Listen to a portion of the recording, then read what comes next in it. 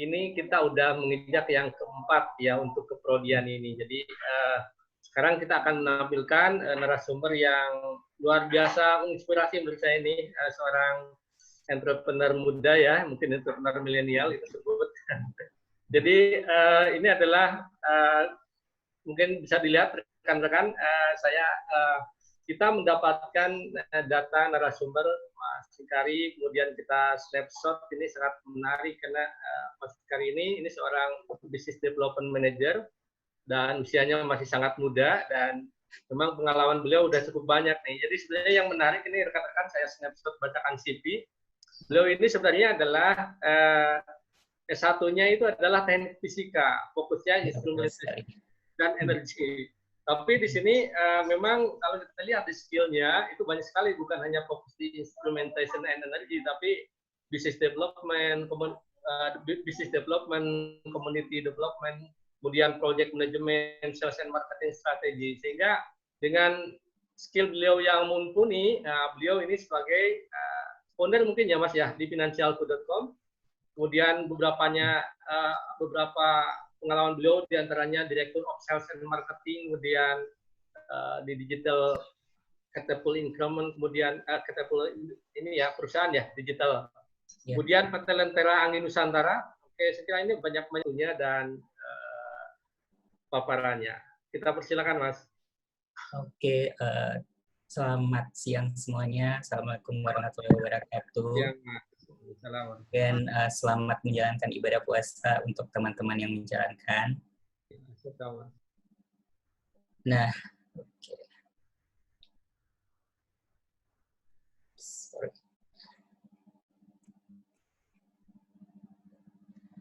Oke, pertama terima kasih banyak untuk Akademi Telkom Jakarta untuk kesempatannya mengundang saya untuk sharing juga.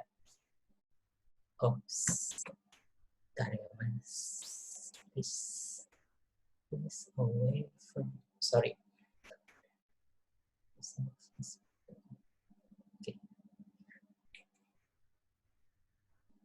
Oke, materinya sudah kelihatan nggak, Pak? Ya, udah kelihatan. Oke, terima kasih juga buat Mas Ade Rahmat untuk pembukaannya. Nah, saya hari ini mau sharing sedikit tentang tren dari financial technology dan opportunity nih untuk para teknisi yang ada di Indonesia.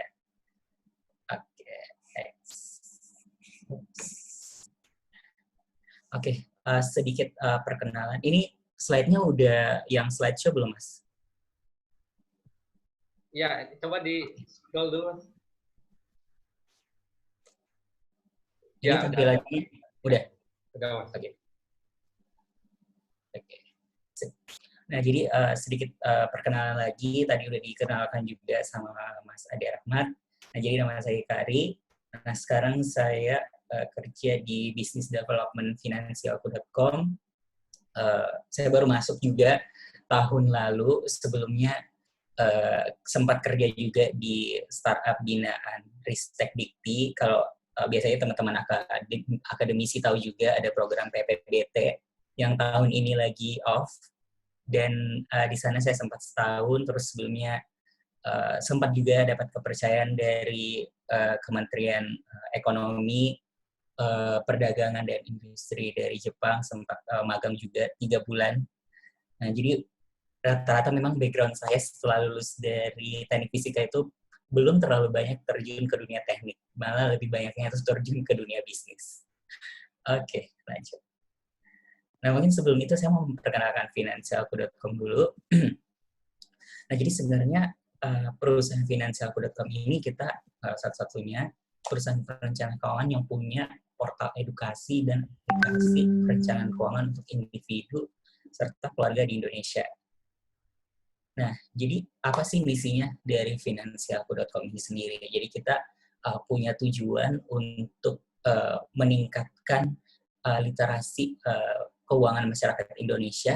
Nah, goalnya apa? Untuk bantu mereka mencapai tujuan keuangannya. Mungkin ada yang pengen financial freedom, pengen punya aset yang banyak, kita bantu ke arah sana, tapi dengan edukasi dan literasi keuangan. Nah, jadi Financialku sendiri kita tuh punya 3 bisnis model. Yang pertama sebagai advisory, yang kedua sebagai media, dan yang ketiga sebagai software as a service.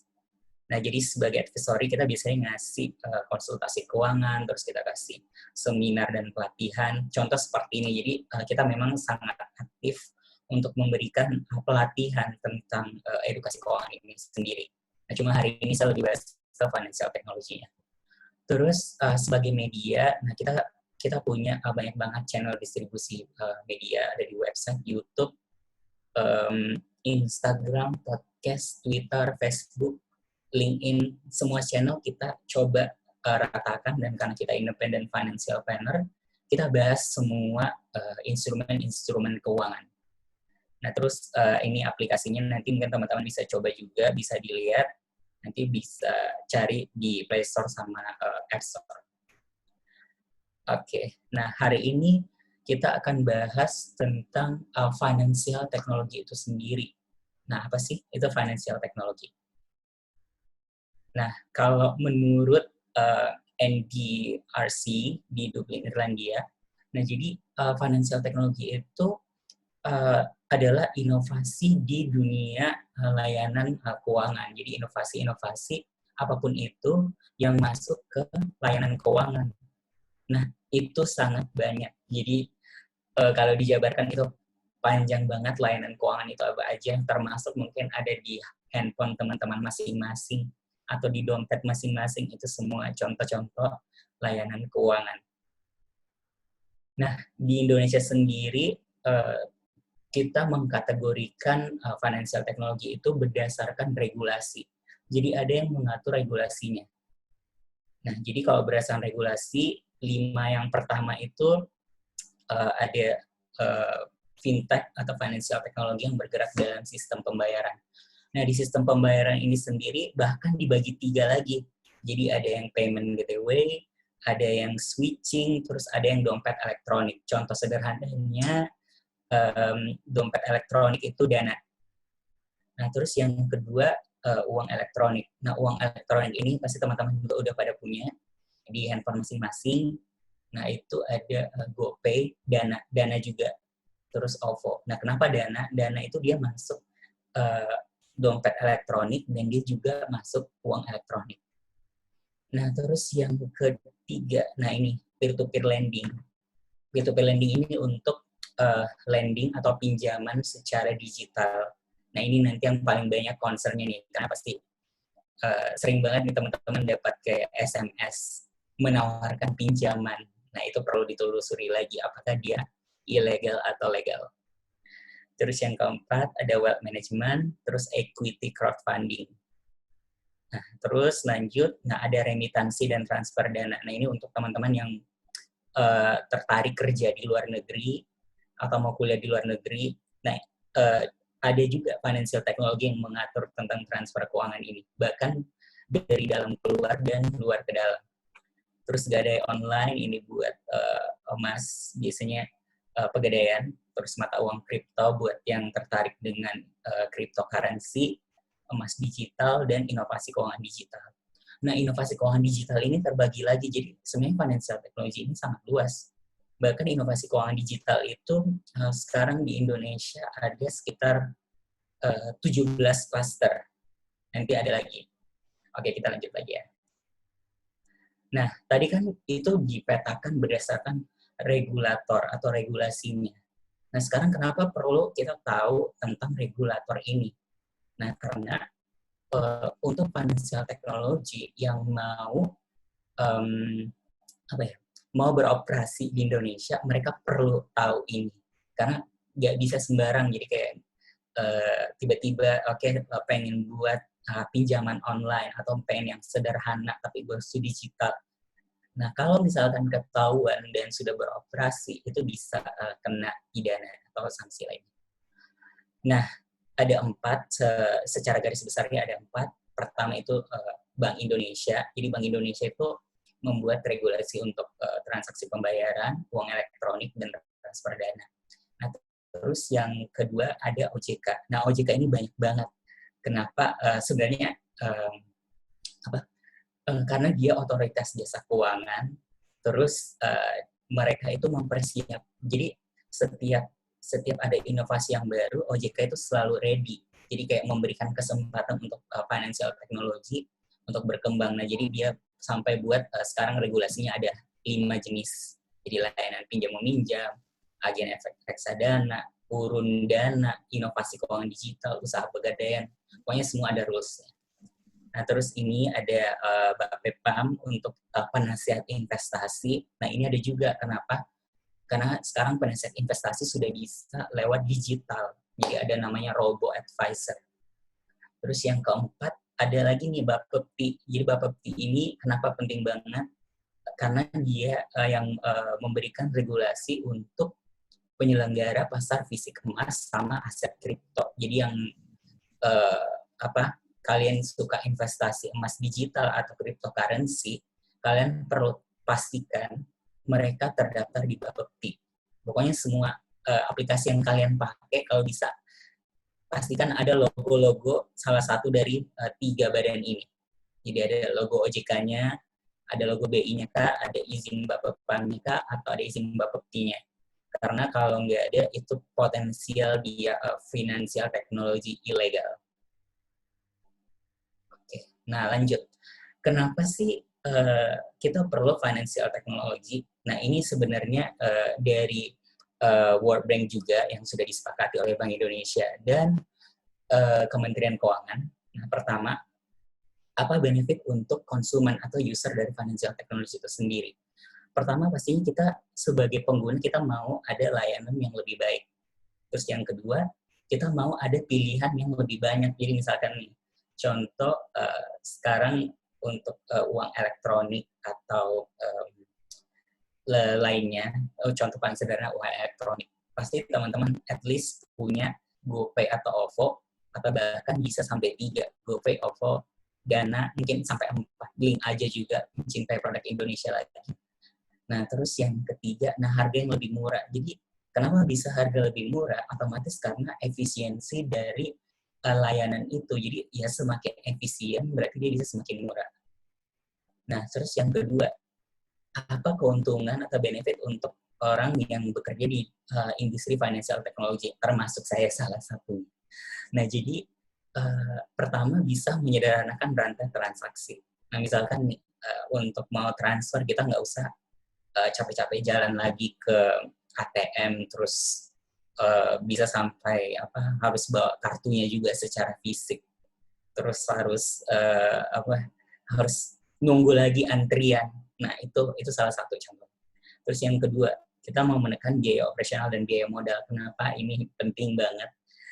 Sebenarnya ini agak riskan juga dibahas. Contoh itu sekarang yang lagi booming adalah digitalisasi teller bank.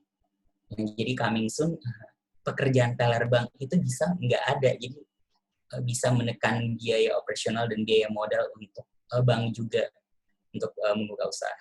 Terus yang ketiga, membekukan alur informasi. Nah, jadi kalau semuanya terintegrasi, semua informasi itu bisa diakses melalui satu cara aja, yaitu bisa lewat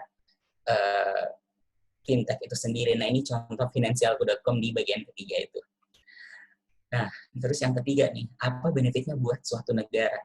Nah, otomatis ini mendorong transmisi kebijakan ekonomi. Nah, jadi kalau semakin banyak orang yang bisa akses layanan keuangan, misalkan nih, kamu pengen investasi bisnis yang ada di Papua.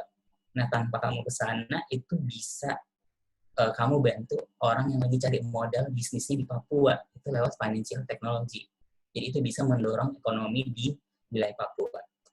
Terus meningkatkan kecepatan perputaran uang sehingga ekonomi masyarakat meningkat. Nah, ini jadi semakin cepat alur uang itu sendiri, jadi makin cepat juga pergerakan ekonomi. Contoh misalkan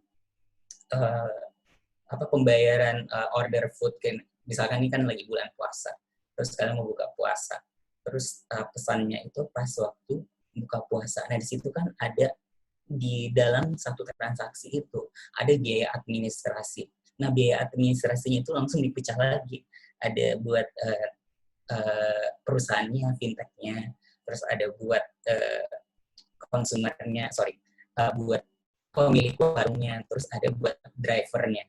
Nah, dan semuanya itu ada pajaknya, jadi otomatis ada yang masuk ke negara juga, tapi ada juga yang masuk sesuai dengan jasa-jasa yang terlibat di dalamnya. Nah, terus yang ketiga ini nih berdasarkan inisiasi dari World Bank, jadi Indonesia juga masuk di dalam strategi nasional untuk keuangan inklusi. Jadi itu salah satu tujuan dari negara kita juga mengizinkan financial technology. Oke, lanjut. Nah, kenapa industri financial technology itu senantiasa berkembang? Nah, ini contoh. Saya ambil 2 contoh aja yang paling kelihatan sekarang. Nah, ini saya ambil dari data BI dan OJK. Nah, pertama, uang elektronik. Nah, sekarang jumlah uang elektronik yang ada di Indonesia itu ada 330 juta. Lebih dari 330 juta. Nah, ini menandakan kayak semuanya jadi termasuk kartunya, akunnya, terus satu orang itu kenapa bisa lebih dari jumlah warga negara Indonesia? Karena satu orang bisa punya 3 atau bahkan 4.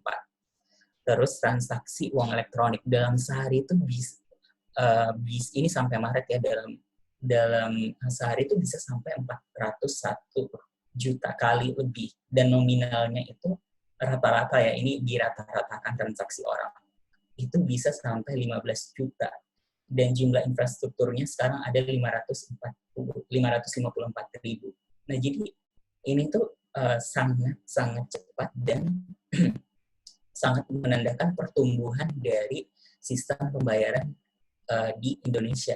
Nah, terus yang kedua, ini paling agak berbahaya dan riskan juga. Nah, perkembangan fintech lending OJK. Nah, ini khusus yang terdaftar dan berizin aja. Nah, jadi bayangin, secara nasional orang yang meminjamkan dan memberi pinjaman dan menerima pinjaman itu bisa sampai 102,53 triliun. Itu naik 200 lebih persen. Dan orang yang punya rekening borrower ini berarti dia meminjam. Itu bahkan sekarang orang yang pakai pinjaman online di Indonesia udah 24 juta. Bayangin 24 juta orang mencari pinjaman online. Itu udah naik 240%. Terus yang ketiga ini yang memberikan pinjaman. Jadi kayak kelihatan gap-nya juga ya, lebih banyak bahkan sampai 24 juta orang yang nyari pinjaman, yang ngasih pinjaman cuma 640 juta. Dan yang berizin itu cuma 161. Dan yang tidak berizin itu bisa sampai ribuan. Nah, jadi perkembangan financial technology ini sangat cepat. That's why tadi regulator itu mereka tuh berusaha untuk memberikan izin yang jelas dan melindungi konsumen termasuk masyarakat Indonesia. Karena pasti kalian sering banget lihat berita penipuan investasi properti lah, penipuan saham yang mungkin saya tidak bisa sebutkan, yang sedang booming beberapa bulan yang lalu. Itu contoh-contoh kenapa financial technology itu growth-nya cepat dan perlu regulasi yang jelas. Karena kalau nggak ada regulasi, bisa kayak kemarin bisa nggak ketahuan ini siapa sih yang menyebabkan kerugian negara sebanyak itu. Itu kurang lebih. Nah, sekarang apa tantangannya untuk semua? Jadi bukan cuma buat anak teknik, bahkan orang yang memikirkan bisnis, regulatornya juga. Nah, yang pertama, ini yang paling saya suka kalau misalkan membawakan materi. Nah, jadi Indeks Literasi Keuangan Masyarakat Indonesia tahun 2016 itu 29,7. Tahun 2019 itu cuma 38,03%. Jadi bayangin, masih lebih dari 60% masyarakat Indonesia itu belum mengerti tentang keuangan. Jadi kayak belum tahu kalau mereka punya uang harusnya ngapain duluan. Disimpan di banka atau ditaruh di tempat yang aman, kayak di bawah bantal. Karena masih banyak, jujur karena kita sempat bahas juga kolaborasi dengan beberapa kementerian, termasuk orang di pedesaan, mereka bahkan bisa nggak punya rekening bank, jadi simpan uangnya di koperasi, atau enggak habis dapat duit, dihabisin buat 1 hari itu langsung. Jadi kayak belum memikirkan jangka panjangnya. Nah, itu yang kita perlu bantu sama-sama. Nah, terus yang kedua, nah ini survei OJK juga, inklusi keuangan. Nah, inklusi keuangan ini maksudnya apa? Jadi orang mengerti menggunakan uangnya untuk layanan-layanan keuangan. Jadi misalkan ditaruh di bank, terus ditaruh di dompet digital, terus ditaruh di rekening yang jelas, diinvestasikan. Nah, itu inklusi keuangan. Jadi baru 76,19%.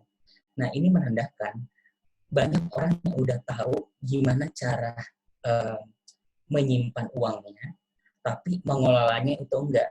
Nah, literasinya itu cuma 38,03, tapi inklusinya 76,19. Jadi bayangin, uangnya tuh bisa lari kemana aja kalau misalkan tidak dibarengi dengan literasi yang jelas. Nah, terus yang ketiga, nah ini pengguna internet di Indonesia. Ini surveinya paling baru tahun 2018, juga belum dapat yang terbaru. Biasanya sih tiap Maret mereka keluarin per tahun. Nah, kalau dari yang 2018 itu, dari 264 juta jiwa, baru 171 orang itu bisa akses internet. Jadi baru 64,8. Nah, ini cocok banget juga nih buat teman-teman Akademi Telkom Jakarta. Ini challenge banget. Maksudnya, ini kita develop secara nasional, tapi baru 64,8%. Ini di tahun 2018 sih. Yang bisa punya akses internet, berarti masih ada sekitar 35% orang yang belum punya akses internet sama sekali. Nah, jadi ini tantangan buat kita juga, termasuk saya juga sih, kan saya mantan engineer juga. Oke, bukan mantan, masih, sorry. Nomor 4. Nah, ini yang lagi hangat juga dibahas bahkan di luar negeri. Karena ini research dari McKinsey, jadi kayak consulting bisnis internasional. Nah, jadi Indonesia itu akan punya bonus demografi di periode 2030 sampai 2040. Artinya 64% dari warganya berusia produktif. Nah, usia produktif itu di range 15 tahun sampai 64 tahun. Jadi bayangkan nih, teman-teman sudah bisa kerja, terus semua orang bisa kerja, semua orang punya kesempatan, nah otomatis kan semua punya penghasilan. Nah, sekarang pertanyaannya, pada saat bonus demografi itu, apakah 64% orang itu sudah benar-benar bisa mengelola keuangannya? Nah, jadi opsinya itu bisa dua. Jadi bisa bonus demografi, atau bisa jadi bencana. Kalau misalkan 64% orang itu kayak belum punya skill yang jelas untuk pekerjaannya, terus belum ngerti tentang keuangan, nah itu bisa jadi bencana. Jadi bisa banyak penipuan juga. Tapi kalau misalkan dibarengi dengan literasi yang jelas, otomatis 64%-nya itu sangat mengerti tentang keuangan, bisa ngatur keuangannya sendiri, dan pasti di-prepare juga, karena kan sekarang ada kartu prakerja juga, banyak sih program-program yang sebenarnya tujuannya tuh mau mempersiapkan bonus demografi, karena kita masuk, termasuk teman-teman yang hadir juga. Jadi coba tambah aja umurnya, tambah 10, berarti kalian masih pada usia produktif pada saat itu. Oke, lanjut. Nah, selanjutnya solusinya apa sih? Nah, pertama otomatis untuk menghadapi tantangan-tantangan yang tadi, orang harus mengerti tentang inovasi dan teknologi. Terus yang kedua, perlu ada orang-orang yang ngerti, yang berpotensi, yang punya skill untuk menghadapi tantangan-tantangan yang tadi. Nah, sekarang masuk ke kesempatan buat kita sebagai engineer. Khususnya saya buat telecommunication and wireless juga. Nah, sekarang di Indonesia itu sekarang di OJK ada namanya inovasi keuangan digital. Jadi perusahaan financial teknologi yang punya bisnis model yang belum ada regulasinya di Indonesia. Jadi dibuatin sama OJK. Ini luar biasa sekali OJK, tepuk tangan buat OJK. Jadi dia memberikan kesempatan untuk orang-orang yang berinovasi dalam industri teknologi finansial. Sekarang sudah 74 yang terdaftar sampai Januari, dan salah satunya Finansialku, bukan promosi. Oke. Nah, terus ada 17. 6 yang pertama ini ada namanya agregator, EQYC, property, funding, financial agent, online goal, ini banyak banget. Dan nanti kalau ada teman-teman yang mau nanya, saya bisa kasih listnya, 74 itu apa aja. Ini clusternya. Terus claim handling, credit scoring, verification. Nah, finansialku masuk di sini. Di financial planner. Blockchain based, online distress. Terus 5 yang terakhir ada project financing, tax accounting, social network, insurtech, regulation tech. Nah, jadi OJK memberikan kesempatan untuk orang-orang yang berinovasi keuangan secara digital untuk bisa mendaftarkan inovasinya. Termasuk nanti kalau teman-teman pasti lihat potensi-potensi yang tadi di bidang keuangan, kalian bisa daftar. Ada di websitenya cara daftarnya. Oke. Nah, sekarang apa yang dipercaya oleh orang-orang yang sudah research tentang opportunity buat engineer yang khususnya di bidang telekomunikasi dan wireless. Nah, yang pertama, telepon operator driving financial inclusion. Nah, tadi financial inclusion. Jadi orang semua menyimpan uangnya di jasa keuangan atau platform yang tepat. Nah, jadi semakin berkembang industri telekomunikasi ini, jadi semakin berkembang juga inklusi keuangan di Indonesia. Nah, contohnya, jadi orang-orang yang tidak terjangkau secara komunikasi finansial itu bisa terjangkau jadinya karena adanya layanan telekomunikasi.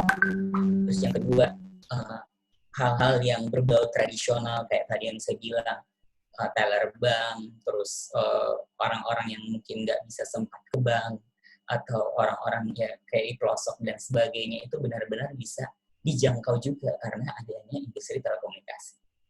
Terus yang ketiga, jadi telekomunikasi ini memberikan solusi transaksi yang tidak terbatas secara geografi, waktu maupun jumlahnya. Jumlahnya misalkan tadi kan cuma 15 juta, itu bisa naik lagi. Nah, terus yang terakhir, telekomunikasi sendiri itu bisa membantu untuk mempersingkat waktu. Jadi kayak misalkan nih, ada yang mau transfer dari Papua ke Jakarta. Nah, terus biasanya kan ada verifikasi, biasanya sih bisa 1 hari. Nah, kalau misalkan semakin berkembang industri telekomunikasi, verifikasinya itu bisa dari 1 hari bisa aja cuma sekian detik, itu udah jelas banget masuk di HP kita. Oke, nah lanjut. Nah, ini kalau misalkan berbicara tentang industri 5G. Jadi itu akan memberikan transformasi ke industri finansial juga. Nah, yang pertama, jadi kalau misalkan semua sudah berbasis IoT, jadi otomatis tadi semua layanan keuangan itu bisa ada di HP kita masing-masing. Jadi financial service itu is a mobile. Jadi bahkan bisa sampai buka rekening bank. Ini coming soon akan ada, cuma saya nggak bisa kasih tahu dulu. But coming soon akan ada. Lagi nunggu izin BI. Beberapa bank, jadi kayak kita nggak perlu ke bank kalau mau buka rekening baru. Terus yang kedua, jadi semua mesin ATM itu akan bisa pakai online dan mobile banking. Kan sebenarnya udah ada, cuma sekarang kan masih ada mesin-mesin ATM. Coming soon bisa diadaptasi lagi, jadi benar-benar nggak ada lagi mesin ATM. Semua bisa dari HP. Jadi kayak mempercepat. Terus yang ketiga, nah kalau misalkan industri 5G ini beneran jalan, jadi semua cabang tuh bisa di-handling lebih cepat. Jadi misalkan finansial aku nih nanti buka cabang di Surabaya dan Medan. Jadi kayak untuk layanannya finansial, service, jasa, produknya itu, karena dengan 5G ini kita bisa lebih mempermudah untuk mengembangkan industrinya kita juga. Terus yang keempat, nah jadi semakin tinggi inovasi di industri 5G network, jadi orang tuh bisa mengembangkan lagi inovasi-inovasi lagi yang tadi benar banget. Inovasi keuangan digitalnya bahkan tadi kan cuma 17 cluster. Bisa aja nanti ada ide-ide brilian juga dari teman-teman. Oh, ada nih inovasi keuangan yang baru. Itu bisa banget. Itu tidak menutup kemungkinan. Nah, jadi ini contoh apa aja yang bisa dilakukan oleh industri 5G. Ini menurut research dari The Financial Brand 2020. Jadi kayak tadi yang saya bilang, misalkan kalian mau buka rekening lewat HP, itu kan biasanya butuh verifikasi muka. Nah, ini bisa reduce video lag-nya juga, jadi orang bisa cepat. Kan sekarang misalkan ada verifikasi baru pakai foto, udah mulai juga sih beberapa yang pakai video. Lanjut, terus ATM placement lebih fleksibel. Ini oke.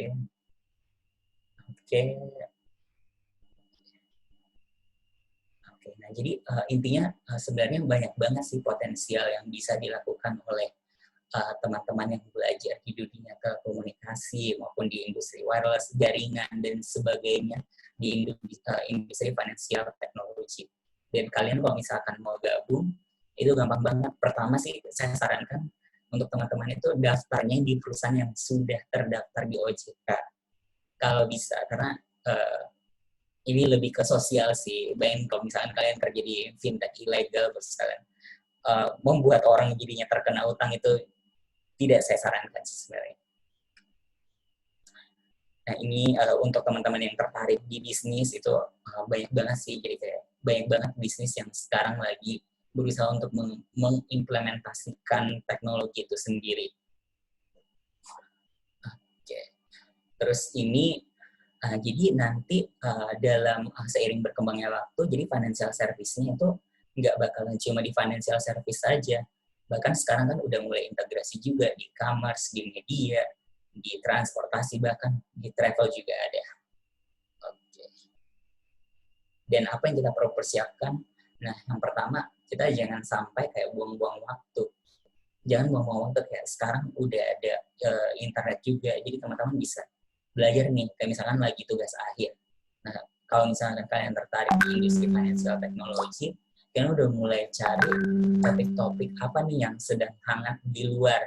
Karena kan sebenarnya bukan plagiarism, tapi mengimplementasikan apa yang sudah dilaksanakan di luar sana, di luar negeri, terus dicoba dibawa ke Indonesia. Contohnya kan kayak Gojek, dia kan terinspirasi dari Uber, terus dibawa ke Indonesia, ternyata cocok, kayak gitu. Jadi kayak banyak cari referensi sih. Nah, terus ini innovative thinking. Jadi selain kalian cari referensi dari luar, kalian bisa inovasi juga tadi, kayak tadi benar banget inovasi keuangan digital.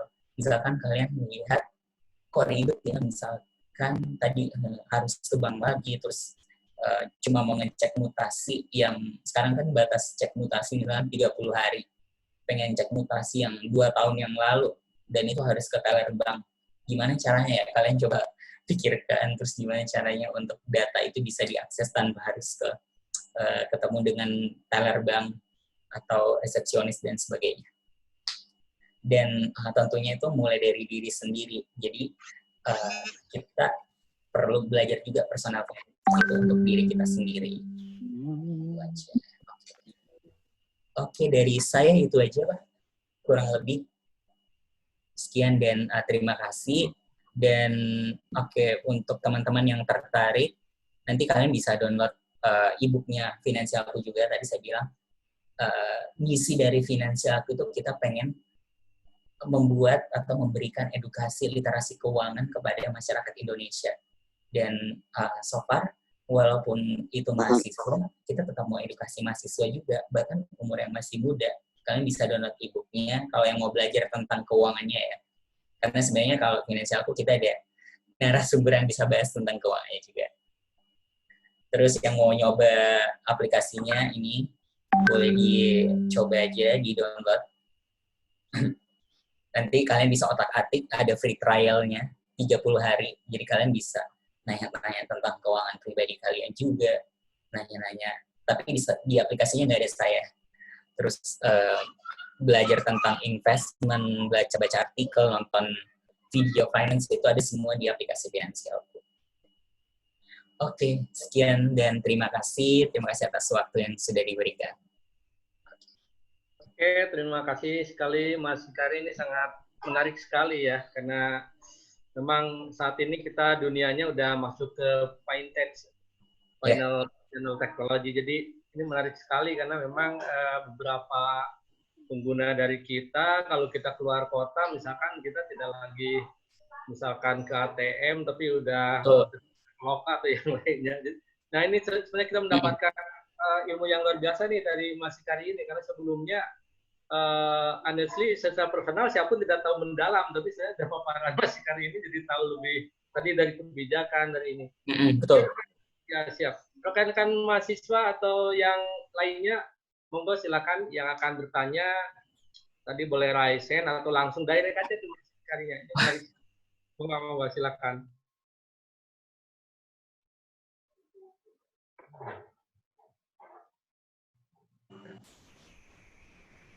Ya. Cek. Halo. Yes.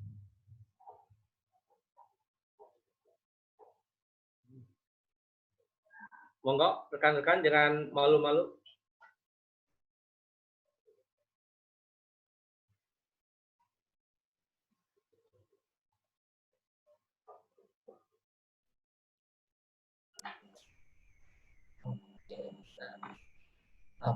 Cek. Cek. Suara saya masuk nggak sih, Mas? Masuk, Mas. Masuk. Ya. Oke, jadi kalau ada teman-teman yang mau nanya mungkin kayak peluang bisnisnya, apa yang perlu dipersiapkan, boleh banget. Tapi jangan nanya soal teknisnya ya, misalkan materi kuliahnya, no. saya udah bukan meninggalkan ya, untuk sementara lagi belajar tentang bisnis. Ya, monggo rekan-rekan mahasiswa. Biasanya mahasiswa kita ini agak malu-malu seperti kemarin webinar, ternyata udah ini langsung 2-3. Monggo. Oke, ada yang mau nanya? Bisa inisiatif. Monggo.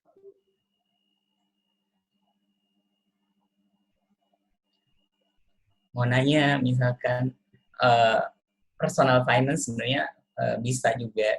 Cuma paling saya arahkan nanti ke tim kita juga sih. Kalian boleh coba juga sih aplikasinya. Jadi testing langsung atau tadi download e-booknya juga itu boleh banget. Oke, sambil menunggu rekan-rekan mahasiswa lainnya, saya ada settingan dulu nih buat Mas Hikari nih. Oke. Saya memang tadi ya disampaikan sebenarnya menarik ya, kita jadi tahu data ternyata penggunanya itu udah melewati jumlah penduduk Indonesia untuk financial teknologi ini atau teknologi keuangan ini. Kemudian tadi yang kalau tidak salah di slide-nya Mas Hikari itu ada 161 jasa keuangan yang formal ya Mas ya? Ya, betul. Nah, itu bagaimana cara OJK biasanya memfilter itu, karena sebenarnya kan ada beberapa mahasiswa kita yang biasanya atau umum yang menanyakan bagaimana cara peminjaman online, cara itu misalkan ada yang menanyakan. Nah, itu kita tidak mengetahui mana yang formal, mana yang baik. Nah, sekarang kan lagi ada expertnya nih Mas. Kita dulu itu Mas. Oke. Nah, ini sebenarnya menarik sekali. Jadi bukan cuma mahasiswa, bahkan sering banget ibu rumah tangga, pebisnis, karyawan, itu sudah ada yang terjemahan online. Karena sekarang zaman itu bahkan ada yang jadi informasinya apa? Jadi misalnya kalian mau kuliah atau melanjutkan pendidikan lainnya. Nah, itu ada juga pinjaman online khusus buat student loan. Terus ada lagi pinjaman online untuk tujuan yang konsumtif. Nah, ini yang cukup berbahaya. Jadi misalkan kalian pengen beli HP, terus mereka bisa ngasih pinjaman, tapi keterangannya itu kadang term and condition-nya itu kecil banget. Jadi misalkan bunganya mereka ngasih tahu, terus batas pengembaliannya juga nggak dikasih tahu. Itu beda-beda. Terus yang ketiga ada pinjaman yang tujuannya produktif. Ini apa? Usaha. Kita dikasih yang pinjaman, semua pinjaman ini itu namanya credit scoring. Jadi mereka akan cari tahu background dari orang yang mau minjam. Itu bisa sampai kayak jumlah pulsa yang biasa dipakai, itu juga bisa tahu. Terus misalkan kita rekening bank atau pinjaman lain, itu mereka pasti tahu. Dan sesuai keadaan kalau misalnya kita buat pinjaman online, pasti dia minta KTP. Nah, kalau misalkan udah minta KTP, itu make sure mereka udah terdaftar dan diawasi OJK. Caranya gimana? Itu buka di websitenya OJK, mereka setiap bulan kasih keluar list. Nah, ini sebenarnya saya juga sempat, sebenarnya kan kita, Finansialku lagi kerja sama dengan OJK buat edukasi ini. Bahkan OJK sendiri suka ngajak Finansialku buat edukasi. Karena memang jumlah yang tidak terdaftar itu lebih banyak dibanding yang terdaftar. Jadi yang terdaftar untuk pinjaman online itu cuma 161. Yang nggak terdaftar, yang biasa mungkin teman-teman dapat SMS itu bisa ribuan. Nah, itu jadi pas sebelum kalian minjam, kalau bisa dicek dulu apakah itu sudah terdaftar di OJK lewat websitenya OJK. Itu memang harus dicek di OJK. Oke, Mas. Kurang Ya, lebih seperti itu, Pak. Yang mau nanya silakan. Alvin, mau nanya Alvin, monggo. Bentar ya. Ya. Dulu bahas OJK, ini orang OJK nelpon. Oke, boleh dilanjutkan, sorry. Monggo, Alvin, mau nanya Alvin. Ini dari pakarnya ini nih, financial technology, jadi GoPay, Dana, tadi link ini tuh yang udah biasa kita pakai. Monggo rekan-rekan mahasiswa.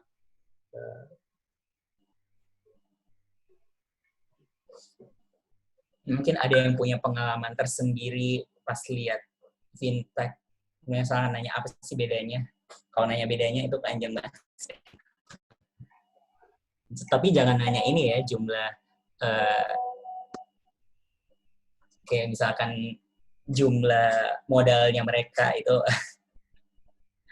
ada yang diterbitkan, ada yang tidak, dirahasiakan. Kayak investornya mereka siapa itu ada yang dibuka, ada yang ditutup.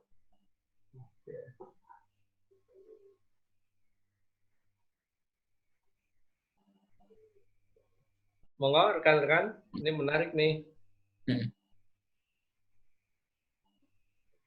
Silakan Dea, kayaknya nanya itu Pak. Oh Dea, monggo langsung aja Dea. Ya, Assalamualaikum warahmatullahi wabarakatuh. Waalaikumsalam warahmatullahi wabarakatuh. Wah. Iya. Ya, perkenalkan nama saya Dea Aleta. Pak, jadi gini, saya mau nanya. Jadi, gimana ya caranya kita tahu kalau kita itu udah berada di jalan yang benar dalam mengatur keuangan, karena kan tiap orang itu punya caranya masing-masing kan gitu. Terima kasih Pak. Oke. Nah ini menarik sekali. Ini biasanya ini cocok banget sih topiknya buat mahasiswa. Cek. Oke. Nah jadi buat pertanyaannya Dea, nah tentang merencanakan keuangan ini, pertama kalau di Finansialku sendiri kita tuh ada namanya financial health check-up. Nah jadi kalau di industri kesehatan kan ada namanya medical check-up ya. Jadi kayak untuk tahu sebenarnya di dalam tubuh saya itu ada sakit apa yang sama di keuangan personal itu kan perlu namanya financial health check-up. Jadi tujuannya apa? Bisa saya sangat tahu gimana sih resikonya saya, misalkan pengeluaran dan pemasukan harian itu sebenarnya udah sehat belum. Terus yang kedua rasio itu kayak perbandingan cash flow kita sama hutang, terus rasio pendapatan pasif dan pendapatan aktif. Jadi pendapatan pasif itu kita tidak perlu bekerja tapi uangnya sendiri masuk, contoh sewain properti, sewa kosan, sewa ruko. Nah, itu contoh pendapatan pasif. Nah, jadi itu perlu dicek dulu kesehatan keuangannya. Terus yang kedua, setelah kesehatan keuangannya, udah mulai investasi ilmu. Investasi ilmunya itu apa? Sesuai dengan tujuan keuangan. Jadi soalnya tiap orang tuh benar banget tujuan keuangannya beda. Ada yang dia pengen punya rumah 10 tahun lagi. Ada yang justru pengen misalkan beli iPhone 11 dalam waktu 5 bulan lagi. Jadi tiap orang beda-beda. Jadi perlu tahu dulu tujuan keuangannya mau apa. Ada memang yang tipikalnya misalkan dia pengen financial freedom. Misalkan hidupnya sederhana, udah hitungannya M. Ada juga yang kayak gitu, itu ada banyak. Kurang lebih seperti itu sih. Jadi pertama financial check up, terus yang kedua tahu tujuan keuangannya mau apa. Setelah tahu baru bisa disesuaikan. Jangan sampai kayak memaksakan tujuan keuangannya sama, padahal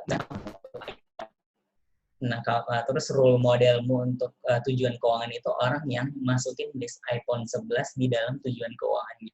Itu beda.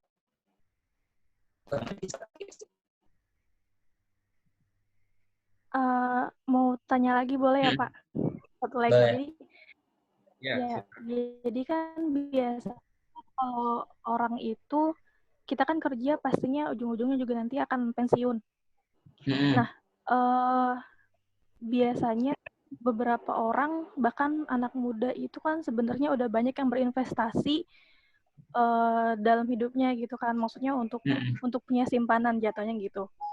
Nah, kalau dari Bapak sendiri sebenarnya investasi yang menjanjikan untuk kami gitu sebagai mahasiswa itu kira-kira apa aja gitu. Terima kasih ya. Oke. Nah, ini banyak banget nih yang nanya. Biasanya langsung lompat di investasi. Sebentar, saya mau tampilkan sesuatu supaya kalian bisa tahu. Bentar, saya cari dulu ya. Bentar. Supaya nanti ada pertanyaan yang terkait bisa langsung pakai analogi. Saya cari dulu filenya. Nah, jadi di finansialku itu sendiri kita ada namanya piramida keuangan. Oke. Sepertinya masih loading. Oke, tadi saya udah masukin sih, tapi ternyata memang antusiasme tentang personal finance-nya pasti lebih tinggi sebenarnya. Bentar. Oke, saya sambil jelasin aja. Nah, jadi di finansial itu kita sendiri edukasi masyarakat Indonesia, termasuk mahasiswa dan segala segmen itu pakai piramida keuangan. Nah, piramida keuangan ini apa? Nah, jadi pertama, orang tuh sebelum mereka mengerti tentang keuangan, at least punya cash flow yang sehat. Terus yang kedua, itu punya dana darurat atau emergency fund. Nah, ini kejadiannya sangat tinggi waktu COVID-19 ini, karena banyak orang yang di PHK, gajinya dipotong setengah, atau dirumahkan tanpa digaji. Nah, otomatis mereka kan nggak dapat pendapatan selama sebulan, atau nggak pendapatannya berkurang setengah, atau pendapatannya benar-benar hilang. Nah, otomatis kan dia nggak ada income. Nah, apa gunanya tadi yang saya bilang emergency fund? Nah, emergency fund ini itu adalah untuk keadaan tidak terduga seperti ini. Nah, jadi pertama, perlu tahu tentang cash flow dan emergency fund. Nah, yang kedua, itu adalah manajemen resiko. Manajemen resiko ini apa? Jadi manajemen resiko ini belajar tentang misalkan hal yang tak terduga lainnya, misalkan seperti sakit kritis, kecelakaan. Nah, ini biasanya udah masuk edukasi tentang pentingnya punya asuransi. Nah, kalau cash flow, emergency fund, dan manajemen resikonya sudah terpenuhi, kita baru advice, kita dari finansialku baru advice orang untuk tadi punya tujuan keuangan dan investasi. Nah, kalau misalkan ditanya lagi nih, apa tujuan keuangan dan investasi yang cocok untuk mahasiswa? Nah, itu bergantung lagi sama tadi goalnya. Kalian mau itu terwujudnya kapan dan nilainya berapa. Contoh saya itu ada tujuan keuangan ini sebenarnya kurang penting amat. Contoh tujuan keuangan saya itu ada salah satunya pengen nonton konser One Ok Rock. Ini contoh ya. Tapi beneran. Nah, jadi saya planning itu dari 2019. Jadi saya udah hitung nih nonton konsernya itu kapan dan berapa lama waktu yang saya butuhkan untuk mendapatkan uang nonton itu. Dan apa? Jadi kan nggak mungkin saya cuma mengandalkan gaji kalau mau nonton itu kan. Nah, nanti kan nggak terpenuhi yang tadi cash flow harian, nggak mungkin saya ngurangin budget makan, terus mengurangi budget yang lain, emergency fund. Nah, jadinya saya perlu belajar investasi. Investasinya apa? Kalau saya sekarang itu ada pakai peer-to-peer lending tadi, sama saham. Walaupun sebenarnya saham ini harusnya jangka panjang, cuma saya belajar juga ada investasi yang tipikalnya trader, ada yang tipikalnya investment. Jadi ada yang trader itu yang suka, pengen memaksimalkan kesempatan dan kesempitan untuk mendapatkan keuntungan. Nah, kalau yang tipikalnya investor, ya dia mau invest untuk jangka yang panjang. Jadi kayak, itu dibalik kembali lagi ke tujuan keuangannya. Nah, tadi misalkan pensiun, itu benar banget. Itu masuk juga di tujuan keuangan. Bentar, ini saya lagi nyari filenya. Oke, bentar ya. Nah, jadi setelah tujuan keuangannya ditentukan, udah jelas nih cara-cara yang mau dicapai termasuk investment. Nah, udah mulai juga mikirin dana pensiun. Nah, dana pensiunnya jangan nunggu semua impian tercapai ya. Bentar. Share. Oke. Share screen.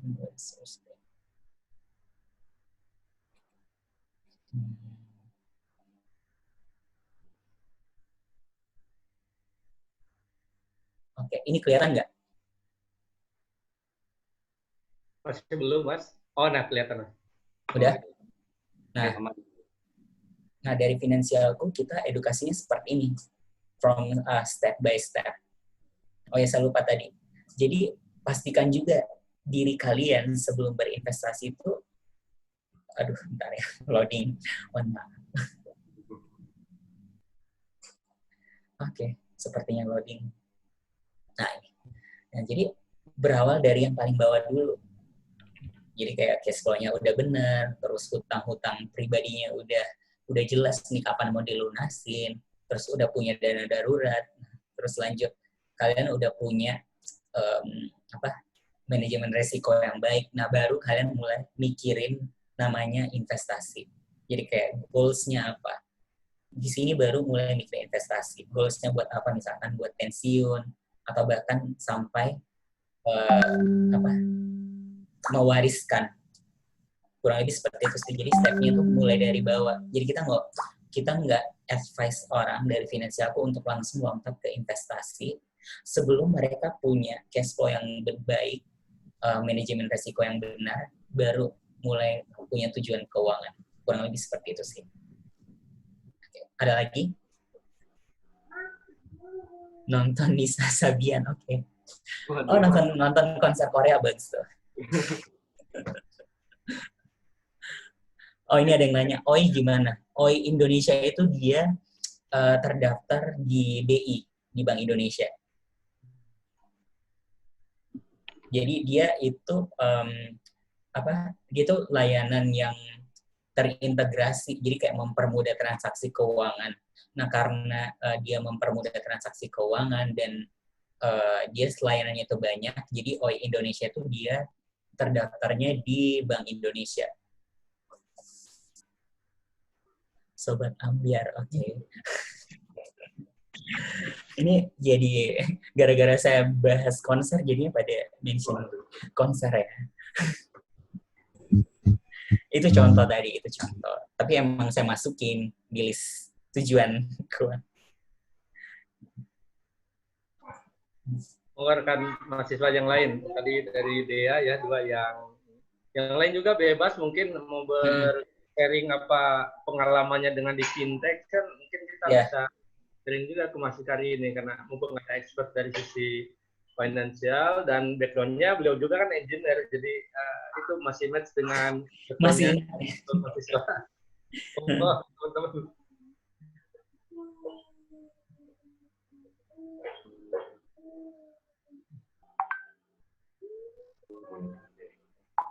Oke, mau nanya? Enggak.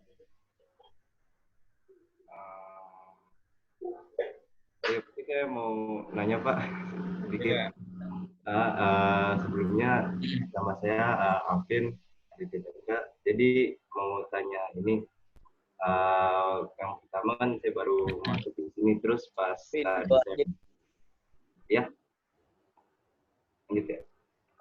tadi pas saya baru masuk di Zoom ini, saya dengar sedikit pembahasan yang menyinggung tentang OJK atau Otoritas Jasa Keuangan ya. Nah, kalau untuk OJK memang sih belakangan ini kan udah banyak banget nih yang berhubungan dengan OJK, segala macam dengan OJK. Nah, yang dari saya masih belum paham sebenarnya OJK ini tuh secara umum itu kayak apa sih OJK itu, dan bergeraknya bagaimana, dan sistematisnya bagaimana. Itu sih pertanyaan saya mengenai OJK ini. Oke. Nah, jadi OJK ini sendiri sebenarnya dulu semua regulator tentang keuangan ini itu ada di Bank Indonesia. Nah, jadi OJK itu baru pecah itu kalau nggak salah tahun 2017 ya. Ini saya baru ikut acara OJK minggu lalu, jadi saya lupa. Dan OJK sendiri itu tujuannya dia sebagai regulator. Nah, ini kan kenapa OJK lagi naik daun, karena banyak banget kan kasus-kasus yang terjadi beberapa bulan terakhir yang tidak bisa saya sebutkan merek-mereknya di sini. Nah, jadi memang itu adalah tanggung jawab OJK untuk pertama melindungi konsumen. Jadi mereka perlu melindungi kayak data pribadi konsumennya, terus melindungi user-user jasa keuangan.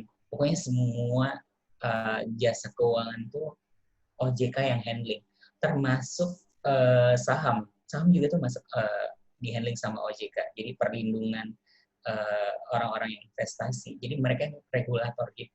Pertama itu. Yang kedua, mereka yang buat regulasinya.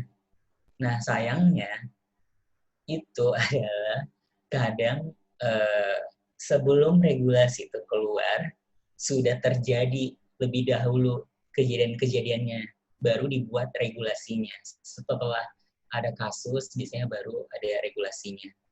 Nah, itu sebenarnya hal-hal yang OJK lihat juga. Jadi kayak demand dari apa yang terjadi di masyarakat Indonesia, itu dibuatin regulasinya. Terus yang ketiga, mereka juga yang memberikan izin dan mendaftarkan financial technology atau jasa keuangan lain. Jadi sebenarnya bukan cuma fintech aja. Jadi jasa keuangan yang konvensional itu wajib juga terdaftar dan diawasi OJK. Nah, jadi ada dua sebenarnya, izin operasi sama terdaftar. Nah, kalau izin itu berizin OJK, dia otomatis terdaftar dan dia sudah melewati masa apa yang namanya? Saya lupa, pokoknya kayak bisa dibilang inkubasi atau sejenisnya, kayak 1 tahun atau 2 tahun beroperasi dan tidak ada kejanggalan, baru bisa dapat izin. Nah, kalau terdaftar aja itu setiap tahun harus dicek lagi. Jadi kalau baru terdaftar, ternyata selama setahun mereka belum melaksanakan kewajiban sosialisasi. Soalnya kalau yang terdaftar ini, itu bisa wajib sosialisasi keuangan 6-12 kali setahun. Baru mereka bisa dapat izin. Nah, kayak gitu. Jadi OJK yang atur semuanya sebagai regulator, sebagai badan yang punya otoritas, dan badan yang melindungi juga. Nah, cuma memang flow-nya, nah ini kita sama-sama belajar juga, karena ini namanya kan birokrasi ya. Jadi mungkin ada yang bisa menghujat lewat IG lah, ada yang langsung nelpon, ada yang lewat website. Nah, tapi itu memang tugasnya mereka menerima semua keluhan dari konsumen, khususnya karena kasus-kasus dari jasa keuangan. Itu sih. Oke. Jadi kalau misalkan ada teman-teman yang mungkin ada keluarga yang bermasalah sama industri jasa keuangan. Jadi bukan cuma fintech aja ya, yang konvensional juga. Termasuk kayak bank, asuransi, apapun yang konvensional, itu bisa lapor ke OJK. Kurang lebih seperti itu. Oh, berarti kalau untuk macam kan kalau yang lagi sering-sering kelihatan itu kan kayak semacam entah itu aplikasi atau perusahaan yang menawarkan kayak semacam entah itu kredit atau apa segala macam. Itu betul. Itu kan biasanya tuh sering ada kan memang logo OJK dan sebagainya. Untuk berjalannya mereka itu masing-masing itu tetap sesuai dengan regulasi dari OJK ya, bukan dari entah itu regulasi dia sendiri baru diajukan ke OJK apa gimana. Nah, tapi tetap ya semua dari OJK itu ya. Nah, mungkin aku tambahin. Jadi khusus inovasi keuangan digital yang tadi saya bilang ada 17 klaster. Jadi inovasi keuangan digital ini beneran baru. Jadi OJK pun mereka belum punya regulasinya. Nah, jadi salah satunya kan Finansialku, karena kita berbasis aplikasi, website, dan channel media, kita pun setiap tahun itu wajib lapor apa aja aktivitinya kita sesuai dengan bisnis model. Jadi ada kasus di mana memang regulasi itu belum ada karena memang OJK minta kita coba dulu. Nah, itu ada kasus juga yang seperti itu. Terus yang kedua, nah tadi yang saya bilang inklusi keuangan. Jadi inklusi keuangan tadi kan 76, sekian%. Nah, jadi orang udah ngerti tentang ada nih produk keuangan, ada kartu kredit, ada uang elektronik, GoPay, OVO, link aja Dana dan sebagainya. Ada e-commerce, e-commerce tuh masuk fintech juga. Ada Tokopedia, Bukalapak, dan sebagainya. Nah, orang tuh udah 76% aware tentang itu. Nah, cuma yang tadi, literasi keuangannya yang bermasalah, baru 38,03. Nah, jadi si jasa keuangan ini banyak yang menawarkan produk dan jasa, tapi mereka tidak mendampingi dengan edukasinya. Kenapa gue perlu punya produk lu kayak gitu? Itu nggak pernah jelasin, kayak maksa aja. Oh ya kamu beli aja nih, kamu bisa beli handphone dalam waktu sehari, tapi kamu bayar cicilan 12 bulan. Nah, tapi dia nggak edukasi orang kan gimana cara ngelunasi hutang dalam waktu 12 bulan. Mereka yang penting ya udah, yang penting produk dan jasa gue laku, ya udah. Nah, itu literasi keuangannya yang kurang sebenarnya. That's why semua financial technology itu diwajibkan buat event edukasi sama OJK. Nah, cuma sayangnya memang ada juga yang kadang tidak melakukan itu. Jadi kayak lebih fokus jualan produknya dibanding menjembatani mindset keuangannya, itu nggak ada. Nah, kalau Finansialku kita memang fokus ke yang tadi, meningkatkan 38,03% itu gimana caranya. Jadi lebih ke kayak apa, ke sales-nya aja gitu ya. Yes, betul. Mengedukasi segala macam. Nah, iya sih emang. Pasti kalian nggak, pasti misalkan ada yang nawarin produk, pasti kalian nggak dijelasin kan kenapa perlu ini, terus kayak after ini, misalkan ini tiba-tiba 10 tahun ke depan, apa gunanya produk ini, banyak kan nggak dijelasin, yang penting beli dulu aja. Iya. Kalau nggak, kasihan sama penjualnya kan. Cuma benefitnya cicilan segini, terus bisa beli ini segala macam, nah udah gitu aja. Iya. Jangka panjangnya gitu. Oke. Mungkin itu aja pertanyaan. Terima kasih. Saya balikin ke Pak Ade. Terima kasih Pak Ade. Oke, terima kasih Mas Alvin, tadi Dea, kemudian Pak Yusuf tanyanya juga. Kami masih ada 2 penanya lagi kayaknya Mas. Teman-teman mahasiswa, monggo. Okay. Atau audiens yang lain, sebenarnya bukan hanya mahasiswa, tadi ini Pak Yusuf kan pengguna. Oke. Buat Bapak Ibu juga. Monggo yang lain. Ini menarik nih, karena kita jadi tahu ilmu banyak. Terus terang Mas, saya sering dengar dari pakar keuangan Mas, termasuk informasi yang 10% dari yang selari kita peroleh harus simpan dulu untuk dana darurat. Ini seperti yang masih disampaikan. Cuma kalau untuk sisi vintage memang terus terang kan ini hal yang baru, dan memang kita mau nggak mau pasti akan input ke dalam ini gitu. Ini menarik kira-kira. Monggo yang lain ada, jangan malu-malu. Mungkin kita ada 2 penanya lagi, monggo. Jadi memang pas banget pas pandemi ini itu demand belajar dana darurat itu meningkat pas sudah terjadi. Nah itulah kebiasaan sebenarnya nggak bagus sih ini kebiasaan dibilang baru mau menyiapkan pada saat terjadi. Padahal kan namanya harusnya jauh-jauh hari. Karena orang kayak ngapain gue persiapin dana darurat padahal nggak ada yang terjadi. Dan finally pas terjadi baru kepikiran, oh ternyata gue nggak punya dana darurat. Nah ini topik yang lagi serunya di dunia finansial. Banyak banget, mungkin teman-teman lihat kayak seminar-seminar emergency fund, mempersiapkan keuangan selama masa krisis, itu jadi meningkat demand-nya, karena memang sebelumnya banyak yang tidak mempersiapkan. Betul, Mas. Kurang lebih seperti itu. Monggo, Ini silakan. banyak penggemar konser kayaknya. Jangan ditiru, memasukkan tujuan keuangan konser.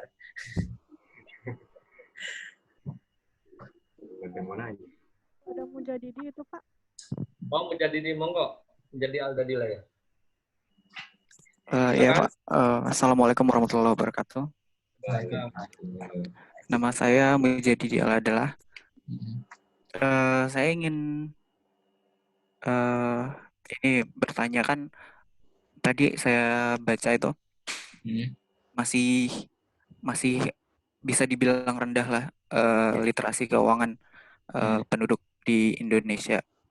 Nah, mungkin saya sendiri juga masih belum begitu paham dengan keuangan. Nah, saya itu kalau misalkan ada orang yang mau belajar supaya mengerti keuangan itu bisa dari mana aja sih? Oh, iya, karena saya juga kan mau belajar gitu, belajar keuangan, bagaimana mengatur keuangan dengan baik gitu. Kayak tadi kan bisa mulai dari mengatur cash flow dulu untuk sehari-hari, terus emergency fund segala macam. Nah itu kira-kira saya bisa belajar dari mana aja gitu. Oke, menarik pertanyaannya. Nah kalau nanya pertanyaan ini, jadi saya jualan jasa dan produk. Nah jadi pertanyaan ini bagus banget. Nah jawabannya saya pasti akan bilang finansialku.com. Nah jadi tadi balik lagi, jadi kita Finansialku, kita sebenarnya perusahaan perencana keuangan yang punya portal edukasi dan aplikasi perencanaan keuangan untuk individu serta keluarga di Indonesia. Bahkan kita sebenarnya itu lagi fokus bantu di UMKM juga, cuma yang bisnis yang levelnya UMKM. Nah, sekarang kita lagi kerjasama dengan Kementerian Pariwisata. Kenapa? Karena bayangin mereka tidak mendapatkan income selama beberapa bulan karena ditutupnya beberapa objek wisata dan penerbangan. Nah, jadi gimana caranya? Nah, pertama itu sebenarnya udah ada, selain Finansialku sebenarnya ada beberapa juga yang terdaftar, kalau nggak salah financial planner itu ada 7, itu salah satunya Finansialku. Nah, kalau Finansialku itu sendiri, kita sering ngasih event gratis, offline dan online. Nah, nanti mungkin saya bisa infoin juga ke teman-teman. Contoh misalkan Sabtu ini, tapi Sabtu ini udah penuh, Rabu minggu depan, terus sama akhir bulan. Kita, kalau mahasiswa kita memang ngasih free invitation juga. Jadi nanti teman-teman bisa ikut. Terus kalau di channel online, itu sebenarnya online event. Di channel online, nanti kalian bisa lihat di Instagram Finansialku juga, @finansialku_com. Nah, kenapa saya mempromosikan Finansialku? Karena sebenarnya Finansialku itu kita independent financial planner. Nah, jadi Finansialku itu kita bahas semua produk keuangan. Jadi kayak bukan misalkan nih ada bank yang nge-sponsorin Finansialku. Jadi tiap saat kita cuma bahas bank. Nah, tapi karena kita independent financial planner, kita bahas semua apa keuntungan investasi di reksadana dibanding saham, apa plus minusnya reksadana saham, terus misalkan apa plus minusnya emas digital sama emas fisik. kita udah ada di YouTube Finansialku juga. Kalian bisa bisa nonton. Terus sebenarnya kita ada komunitas-komunitas juga. Dan kita start itu, kita jelasin semua dari awal juga. Nah, tapi kalau misalkan ada yang mau expert, misalkan kita buat grupnya, dia itu pengennya belajar investasi properti. Nah, kenapa? Karena ya tadi, mungkin dana daruratnya sudah lengkap, dia udah punya asuransi, nah sekarang dia kelebihan uang, jadinya dia pengen belajar investasi properti, saham, reksadana. Nah, itu kita ada memang grup yang dibuat expert. Nah, cuma untuk in generalnya, kita memang distribusi di Instagram kita, podcast, YouTube, website, Twitter, Facebook, LinkedIn, dan lain-lain. Jadi sebenarnya banyak aksesnya. Salah satunya finansialku.com. Soalnya saya nggak bisa bilang cuma lewat finansialku.com. Oke. Ada lagi? Sorry, sudah menjawab. Terima kasih, Mas. Langsung di-follow aja kalau mau kepo ya. Iya. Jadi mohon nanti adalah untuk akses ya, beberapa sosmednya udah sangat banyak. Iya, saya Pak. Mungkin saya tampilkan kali ya ini ya. Enggak, silakan Mas.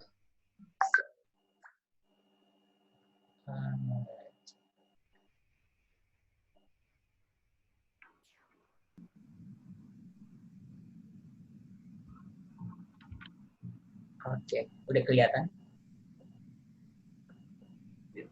Iya, kelihatan, Mas. Jadi kita ada di website, ada di Instagramnya kita juga, ini di YouTube channel kita, sama di podcast. Jadi kalian bisa nanya. Terus, oh iya saya lupa, sekalian saya promosi nih pas mahasiswa. Jadi kita bulan ini lagi buka Finansialku Pionir. Jadi khusus buat mahasiswa yang mau menjadi kayak bisa dibilang kayak ambasador atau leader community-nya yang mau menggerakkan mahasiswa di kampusnya masing-masing untuk menjadi orang yang melek finansial. Dan kita bakalan dampingi sih. Nanti bisa cek di Instagramnya finansialku.com juga tentang Finansialku Pionir. Apa syarat pendaftarannya? Oke. Ya menarik tuh, rekan-rekan mahasiswa bisa apply. Ya. Terakhir pendaftarannya tutup 20 Mei. 20 Mei ya, oke. Ya. Kesempatan tuh. Nanti saya kasih juga deh posternya. Siap, Mas. Jadi yang mau daftar itu beneran kita mau, jadi kayak setiap kampus itu punya orang yang bisa mengedukasi temannya lagi. Jadi kayak menduplikasi apa yang Finansialku ajarkan kepada mereka. Kurang lebih seperti, karena banyak orang yang nggak nargetin mahasiswa karena dianggapnya tuh mahasiswa belum punya pendapatan kan. Nah, kalau Finansialku beda. Kita pengen justru dari awal sebelum mereka punya penghasilan udah diedukasi tentang financial planning ini. Jadi pas mereka dapat uang atau gaji pertama udah ngerti gimana cara mengalokasi gajinya. Jadi kayak bukan langsung dipakai nonton konser atau beli iPhone boba atau yang lain-lain. Jadi pas udah dapat gaji pertama langsung ngerti. Itu tujuannya kita membuat Finansialku Pionir. Oke, berikutnya ada Muhammad Rizky, Mas mau nanya. Oke. Muhammad Rizky langsung ke Mas Rizkari aja nih, langsung aja. Oke.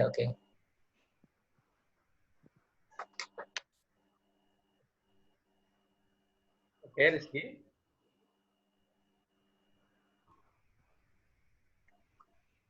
Muhammad Rizky. Maaf Pak. Enggak. Oke. Parah nih ngeprank. Ya berarti depannya harus nanya nih. Waduh. Ya Pak, depan Jonet Lampung Pak, 17/2. Teman-teman, monggo nih, ini topik yang menarik. Nah, ini teman-teman kalau udah ngerasain jadi pegawai atau jadi pengusaha atau yang lain, justru saya ingin mendapat ilmu ini dari Mas Rizkari lebih awal kayaknya. Karena kalau dia dulu belum tahu ilmunya, kita dapat uang dulu misalkan beli kendaraan, invest. Ternyata kalau udah tahu oh kendaraan itu mobil ternyata cepat ini, ternyata yang investasi di tanah dia lebih maju, misalkan di kontrakan. Itu justru teman-teman seperti yang Mas Kari sampaikan tadi, itu menarik ya kalau ada tawaran menjadi brand ambassador di Financialku, saya kira follow itu seperti event-event yang lain itu. Nanti teman-teman kalau misalkan, karena di sementara ini banyak juga Mas mahasiswa kita yang udah punya side job juga, jadi saya kira ini malu-malu aja. Ya, ya. Ini sebenarnya kita biasa kita ngasih event juga buat orang yang freelance gitu. Jadi kan orang-orang yang punya penghasilan yang tidak tetap. Jadi bisa kadang ada, kadang enggak. Itu ada juga strateginya. Jadi beda-beda sih. Itu bagus banget tuh. Kalau misalkan dari mahasiswa udah jadi freelance. Saya juga dulu waktu mahasiswa gitu. Oh gitu juga ya pengalamannya ya. Ngerjain project orang. Bercanda. Oke, monggo. Yang lain, saya kira kita bisa sampai ini masih ada 1 atau 2 pertanyaan lagi saya kira. Atau sharingnya boleh yang menggunakan tadi di Mindtest itu seperti apa. Karena semua dari kita itu pengguna teknologi keuangan digital saat ini. Ya, mau bertanya aja mungkin itu, Pak. Oke, monggo langsung aja.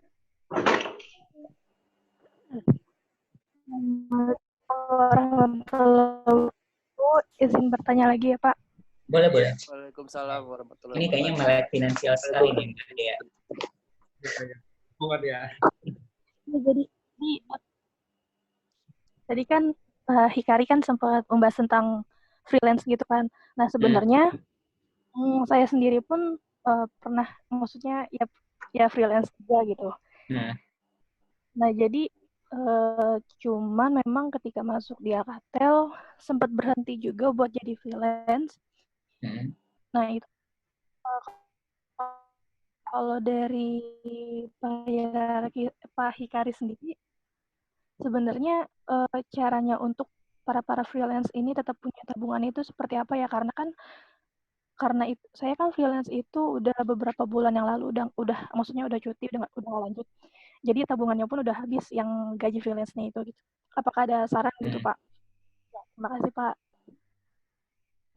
Oke. Nah, ini bagus juga pertanyaannya. Nah, jadi di finansialku sendiri, nah tadi saya kan bahas tentang piramida keuangan. Jadi orang harus punya cash flow yang sehat, terus punya dana darurat, dan at least bisa manajemen resiko. Nah, cuma banyak kasus orang tuh cuma bisa stuck di yang paling bawah. Jadi ternyata ya uangnya emang setelah ditelusuri memang cuma sanggupnya untuk menghidupi aktivitas sehari-hari. Jadi cuma bisa buat cash flow. Bahkan kayak dana darurat nggak bisa. Benar-benar kayak ya udah pas karena bayar kosan, bayar listrik, transfer ke orang tua, terus buat biaya hidup sendiri.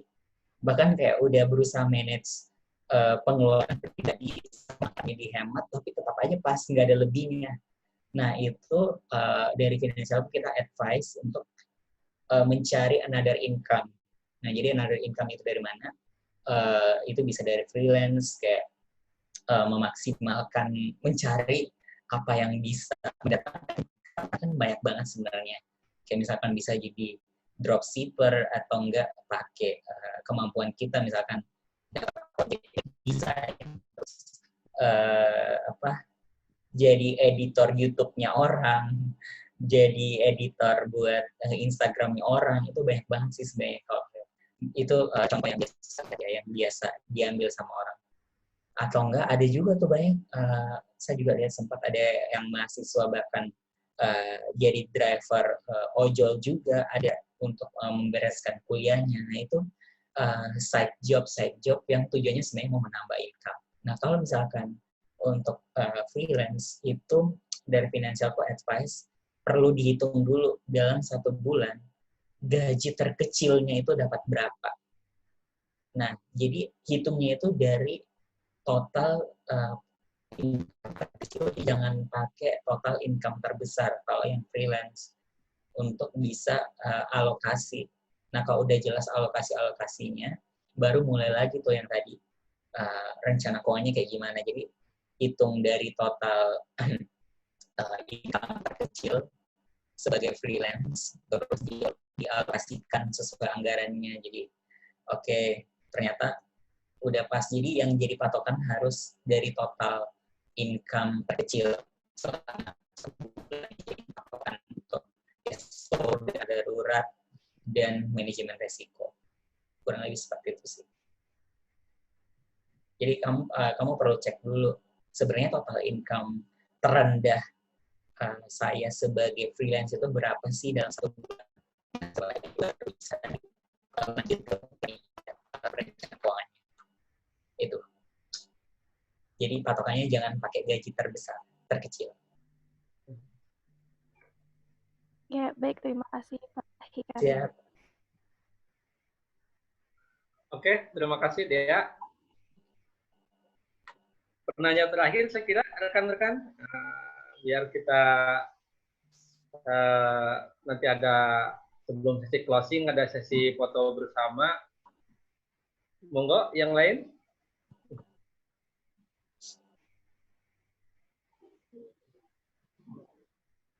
Atau mau sharing? Mungkin nanti bisa di-review oleh Mas Hikari.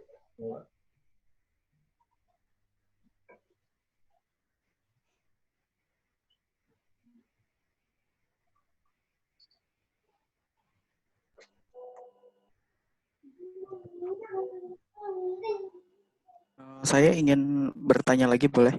Oh, boleh. Oh iya.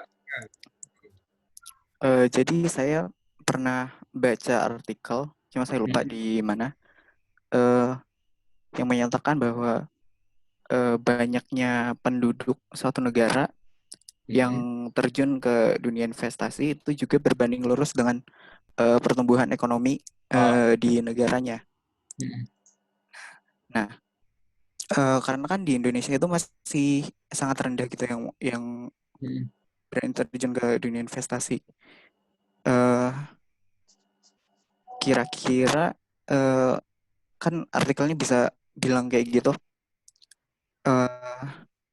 Kira-kira dampak atau impact dari penduduk yang terjun ke dunia investasi itu seberapa besar sih? Oke. Gitu, Mas. Oke, ini saya baru bahas juga bulan lalu. Jadi dengan cara mengedukasi orang tentang investasi di negara termiskin.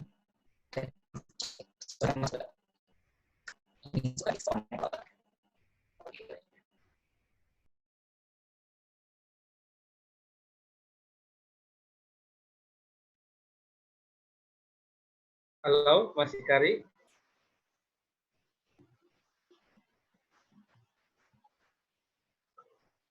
Hilang, Pak, suaranya. Oh iya. Kayaknya nge-lag mungkin. Masuk belum? Oke, iya Mas, sudah masuk Mas. Enggak, lanjut.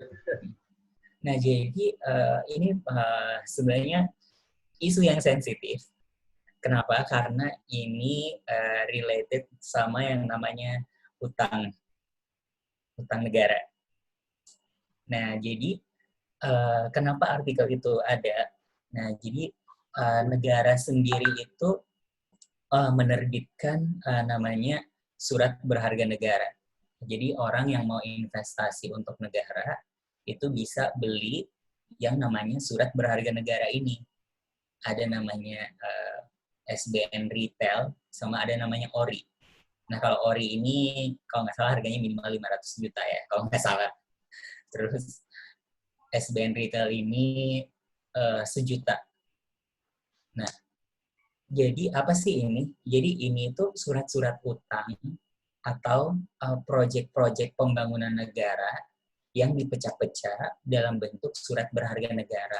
Tujuannya apa? Untuk membantu pembangunan negara dan support APBN. Nah, jadi kalau misalkan kita invest surat berharga negara ini, itu sama dengan kita membantu pembangunan dari negara sendiri. Nah, nanti kalian bisa cari tahu, nanti coba cari surat berharga negara, SBN, atau follow @djppr Kemenkeu. Nah, di situ kalian bisa belajar apa sih pentingnya. Ada dia baru banget bulan lalu share tentang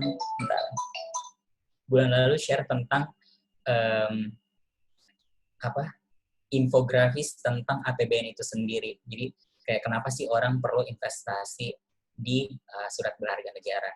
Nah, itu kalian bisa lihat. Nah, itu tapi tujuannya itu memang jadi benar banget. Jadi semakin melek investasi orang itu semakin support pembangunan dari suatu negara. Nah, itu contoh skala negara. Nah, kalau skala mikronya yang tadi saya bilang ada pinjaman yang tujuannya untuk bisnis. Bayangkan nih, ada orang yang dia punya ide bisnis yang bagus, tapi dia nggak punya modal. Nah, itu ada fintech yang membantu menghubungkan borrower sama lender itu. Jadi orang yang mau investment sama orang yang menerima investment. Nah, itu bisa membantu meningkatkan ekonomi negara juga dengan kita bantu bisnisnya. Jadi itu contoh pinjaman yang produktif. Nah, kurang lebih seperti itu. Nah itu dia balik lagi tadi. Karena ini bahas utang, jadi kadang sensitif, kayak ada yang menganggap kenapa kita nggak boleh invest di utang dan sebagainya. Karena ini udah masuk materi tentang konvensional sama syariah lagi tuh udah agak dalam juga. Nah, cuma kalau nanya investasi paling aman itu memang SBN, surat berharga negara. Kenapa? Dia dijamin sama negara, bahkan keuntungannya juga udah dikasih tahu dari awal. Jadi sebelum diterbitkan udah dikasih tahu, misalkan surat berharga ini itu keuntungannya 6-8%. Dan karena dijamin negara, otomatis kalau dia udah bilang 6, sekian persen, otomatis yang masuk ke rekening kita setiap bulan segitu dari jumlah yang diinvestasikan. Nah, kalau investasi yang lain, dia nggak bisa menjamin nilainya. Nah, jadi benar banget yang artikel itu. Jadi memang semakin tinggi orang melek investasi atau buka rekening saham, investasi surat berharga negara, atau di Bursa Efek Indonesia, itu memang sangat-sangat membantu ekonomi. Itu sih. Itu aja. Ya, terima kasih, Mas. Ya.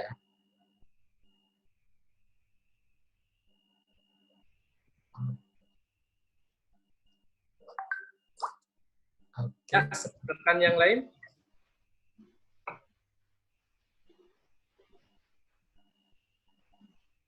Monggo. Pak Roy mungkin ini pakar keuangan. Mau sharing Pak Roy? Ada beberapa dosen masih cari ini ya, pakar-pakar investasi nih. Mungkin Pak Roy bisa sharing, Pak Roy. Banyak investasinya nih Pak Roy. Berhubungan dengan investasi keuangan digital. Ayo, terima kasih Pak Ade sebagai moderator. Selamat siang, Mas Hari. Terima kasih udah bergabung ke Akatem. Mas, saya mau tanya, keuntungan uang elektronik dibandingkan dengan uang cash, itu dilihat dari inflasi itu gimana ya dibandingkan dengan cash? Terima kasih. Oke, ini pertanyaan sebenarnya sangat detail ekonomi, Pak. Jadi saya belum bisa menjawab secara detail seperti itu. Nah, cuma untuk keuntungan uang elektronik ini sendiri sebenarnya yang lebih ke yang tadi sih, untuk mempercepat transaksi, bahkan sampai yang saya tahu aja ya, sampai mengurangi kayak biaya produksi juga, dan mengurangi ini juga ya, polusi juga, penambahan sampah. Jadi itu sebenarnya kalau uang elektronik sih untuk lebih mempermudah. Nah, kalau ke inflasi sebenarnya saya kurang tahu, Pak. Saya coba tanya dulu. Iya. saya pernah mendengar itu kartu elektronik misalnya transaksi gagal karena kartunya rusak dan sebagainya. Itu kalau komplain kemana ya Pak Mas Hari? Kartunya rusak, ini dia dari bank atau dari mana? Misalkan dari Flash ya, Flash itu BCA ya Pak ya? Ya, Flash BCA. Nah itu kalau ada rusak atau gimana itu apakah komplainnya ke BCA atau gimana itu? Oh, kalau yang kayak itu langsung ke financial service-nya masing-masing, Pak. Jadi misalkan dari BCA-nya emang langsung ke BCA. Karena kan Cuma kalau misalkan penyalahgunaan, misalkan tiba-tiba kepotong sendiri, itu ke BCA-nya juga sama ke OJK-nya juga perlindungan konsumennya. Karena ada tuh soalnya ada teknologi yang bisa narik uang dari kartu-kartu orang. Jadi sekarang ada dompet yang bisa lindungin dari magnetik itu lah. Saya lupa namanya. Iya. Itu bisa banget ketarik uang kita dengan secara tidak sadar. Orang nempelin biasanya di dompet. Satu lagi Pak, yang berhubungan dengan uang elektronik. Supaya sehat itu uang elektronik maksimal berapa Pak itu? Uang elektronik maksimal berapa? Kalau nggak salah, uang elektronik itu ada batasannya, Pak. Saya kurang tahu. Saya lupa 1 atau 10 juta. Jadi dalam satu rekening atau jumlah transaksi maksimalnya. Nah, kalau alokasinya, sebenarnya, nah itu tadi, Pak, balik ke cash flow sama dana darurat. Jadi, kalau di basic financial planning itu dilihat di likuiditasnya. Jadi seberapa mudah kita bisa pakai uangnya. Itu yang jadi priority utamanya. Iya. Jadi kalau misalkan tiba-tiba ada hal yang darurat, misalkan ada yang sakit, terus atau misalkan ya amit-amit ada kecelakaan atau hal yang lainnya, misalkan krisis dan sebagainya, semakin cepat itu cair, semakin cepat itu digunakan, itu semakin bagus. Cuma apakah semuanya harus seperti itu? Kalau bisa sih dialokasikan, ada yang mungkin bisa ditempatkan di rekening yang lain atau diinvestasikan, tapi porsi terbesarnya di semakin liquid atau semakin cepat bisa digunakan. Jadi kalau misalkan menurut Bapak lebih cepat, kalau misalkan semuanya saya taruh di uang elektronik bisa, cuma pastikan pas kita mau bayar bisa nggak tempatnya tuh, karena kan ada tempat yang dia nggak bisa OVO, GoPay, link aja, Dana, dan sebagainya. Nah, itu sih. Ya, terima kasih Mas Hari atas jawabannya. Siap, Pak. Sama-sama. Ya. Silakan mahasiswa yang lain, silakan.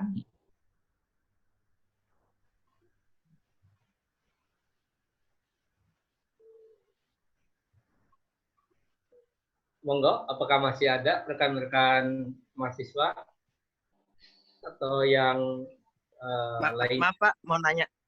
Iya, Lupio, monggo. Tipe uang elektronik itu yang seperti Dana kan, bukan kayak ATM kita. Iya. Terus security ATM kita berarti lebih tinggi kan daripada kayak Dana gitu.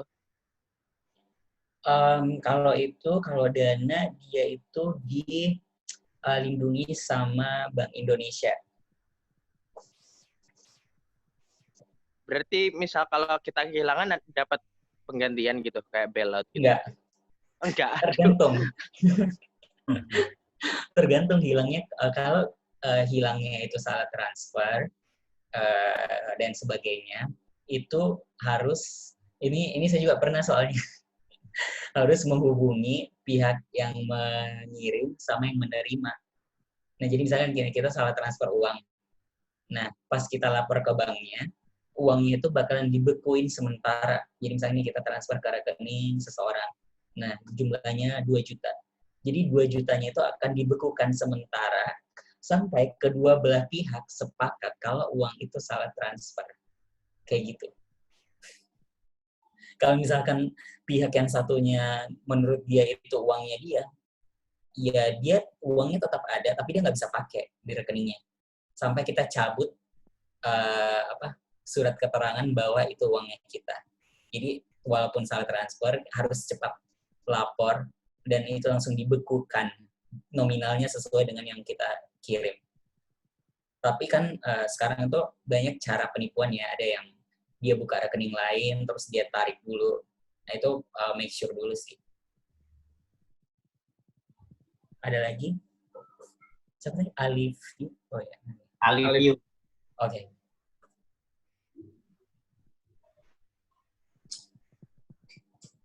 Ya, yang masih ada satu lagi. Oke, Mas Alfio. Yang soal kayak saham-saham gitu, Bapak pernah ya ada pengalaman gitu? Ada. Sekarang lagi rugi. Nggak boleh sebut. Maksudnya, saya mau nanya, apa kalau walau memegang saham kecil itu kita dapat kayak pembukuan informasi-informasi finansial dari perusahaannya gitu? Oh, oke. Itu ada dan wajib dikirimkan di email. Jadi sekecil apapun itu, bahkan kayak biaya admin yang berkurang, itu dikirimin di sini tiap hari. Atau setiap kita transaksi, atau setiap ada kejadian transaksi, itu harusnya masuk di email yang terdaftar di rekening sahamnya. Berarti kita terus update kan yang apa tuh namanya, Mas, yang soal keuangan lah. Jadi mereka wajib ngasih tahu sih. Dan otomatis kalau bisa kita punya aplikasi pembukaan rekening sahamnya itu, si sekuritasnya. Misalkan kamu buka, contoh misalkan di Philip Sekuritas, kamu punya aplikasi Poems. Terus misalkan Mirai Aset, kamu punya juga aplikasinya di HP. Jadi itu supaya bisa lihat sih portofolionya. Tapi itu wajib, ada historical record-nya. Bahkan kayak potongan-potongannya dia ngasih tahu juga. Oke. Lagi invest di saham? Enggak, cuman saya mau belajar, cuman ya molor-molor terus. Ya untungnya belum pernah nyoba sih. Lagi banyak diskon, tapi ya kan lagi menurun. Ya nunggu kalau udah ada jalan keluar nih, baru ya nyoba lah. Iya, soalnya kalau bahas investment itu ada istilah namanya high risk, high return. Jadi ya semakin tinggi resikonya memang bisa semakin tinggi juga return-nya. Cuma ya otomatis resikonya bisa aja kebalikannya. Bisa minus. Iya. Jadi setiap investasi itu ada risk-nya masing-masing, ada return-nya masing-masing. Cuma kalau nanya prioritinya, balik lagi ke tujuan keuangannya, terus nanya jaminan, ada yang dijamin negara, ada yang sama sekali enggak. Karena tadi resikonya tergantung keputusan sendiri juga sih. Oke, itu aja. Udah cukup, Mas Alifio? Udah kayaknya Pak, makasih. Oke, terima kasih. Saya kira Mas Alifio itu sebagai penanya terakhir, Mas Hikari ini luar biasa sebenarnya. Waktu kita hampir 2 jam ini tidak terasa nih. Saya mau sedikit closing resume, cuma untuk closing resume nanti saya minta teman-teman mahasiswa ini, karena saya lihat bukannya dari angkatan 16, ada 17 yang lainnya. Tadi seperti mungkin ada slide-nya nanti di kita, nanti bisa akses beberapa sosial media dari Mas Hikari, tadi ada di webnya financialku.com, kemudian ada Instagram, ada YouTube, kemudian ada LinkedIn juga. Saya cuma ngambil closing terakhir aja nih buat rekan-rekan mahasiswa. Tadi ada 3 tips dari Mas Hikari ini, inspirasi ini, karena pertama adalah no wasting time, jadi jangan buang-buang waktu yang kurang penting mungkin, tapi ini betul, karena kan Mas Hikari kalau saya lihat begitu lulus, mungkin di masa mudanya langsung apply. Memang saya lihat beberapa rekan saya pun yang background-nya dari eksak ternyata di keuangannya itu sangat bagus. Kita kenal mungkin namanya Pak Rijal Ramli ya, itu matematik kalau salah ITB. Itu kemudian Bu Sri Mulyani sebenarnya pakar-pakar ini sangat-sangat bagus. Jadi teman-teman bidang keuangan itu adalah bidang yang wajib kita pahami supaya kita keuangannya bisa termanage dengan baik. Yang kedua tadi initiative thinking, yang menarik ya. Yang ketiga adalah mulai dari diri teman-teman sendiri, start from yourself. Saya kira terima kasih sekali, ini sangat menarik Mas Iskari, luar biasa. Mungkin nanti di kesempatan yang lain bisa sharing di topik-topik yang lain atau misalkan ada continue-nya. Saya kira kita masuk sesi closing. Mungkin sesi closing ini dari host mungkin Bu Ilvi ya akan melakukan foto bersama Bu. Ya, baik Pak. Rekan-rekan mahasiswa untuk menaktifkan semua videonya untuk on nih. Nanti akan di-capture videonya, akan di-capture picture-nya oleh Bu Ilvi, Ibu Kaprodi kita. Kemudian monggo semuanya diaktifkan dulu. Ya, baik. Ini ada 4 page ya. Untuk page pertama saya mulai ambil gambarnya. Ya. Silakan yang mau senyum silakan. 1, 2, 3.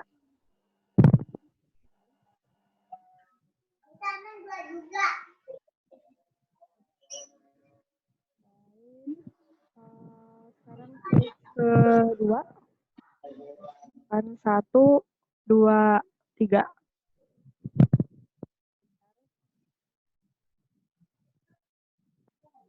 Ya, kemudian halaman ketiga. 1, 2, 3. Bergaya dong, bergaya. Saya nggak diaktifin lagi kumel kayak. Senyumnya dong, senyumnya.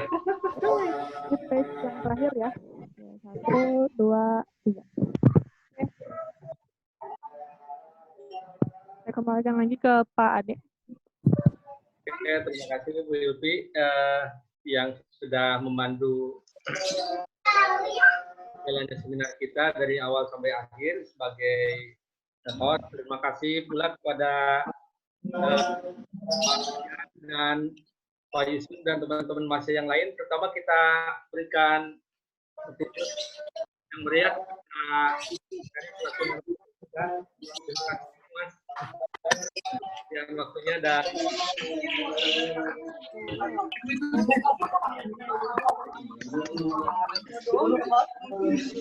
kita akhiri.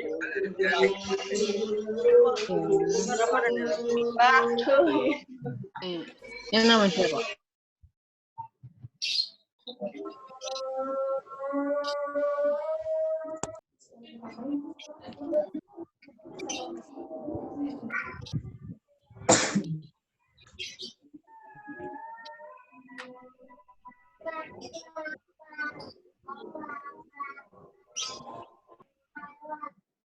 Ya, silakan Pak Ade ditutup.